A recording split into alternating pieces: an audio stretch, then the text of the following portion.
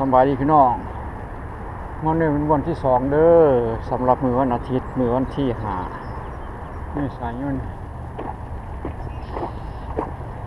ช่วงพากันโดนยางอีกสบายดีป้ายางต่อเด้อ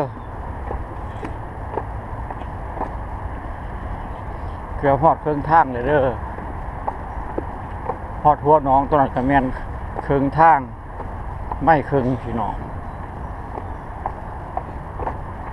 วันนี้อากาศดี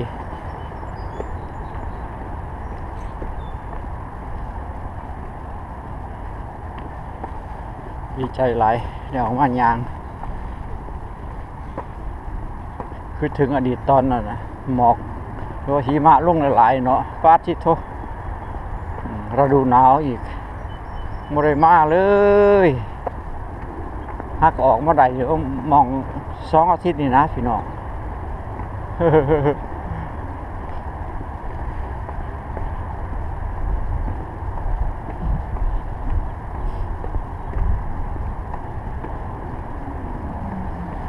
ผู้ยางผู้แลนผู้ปั่นรถถีบกับปั่นรถถีบเนาะพี่น้องเนาะ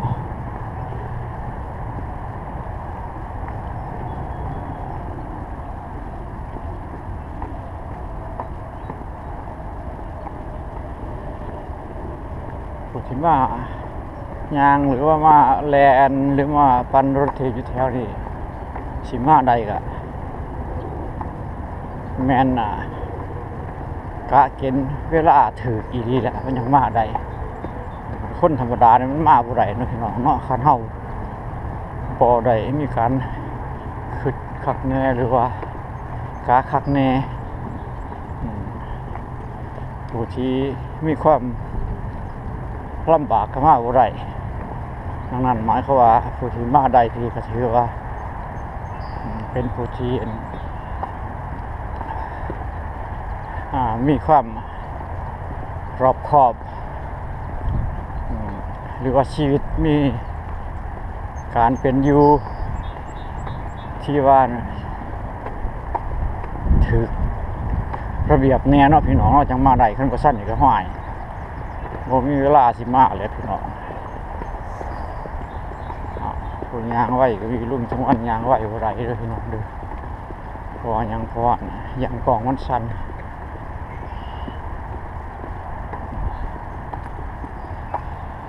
โอเคแล้วพี่น้องเด้อลูกสวัสดีจบมอนนี่มอนที่2ดีไปมันเหงาเลย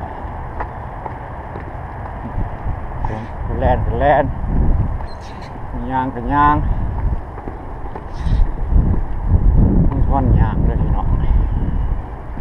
แลนก็ได้แทบว่าบุยกแลนยางเขาดีกว่า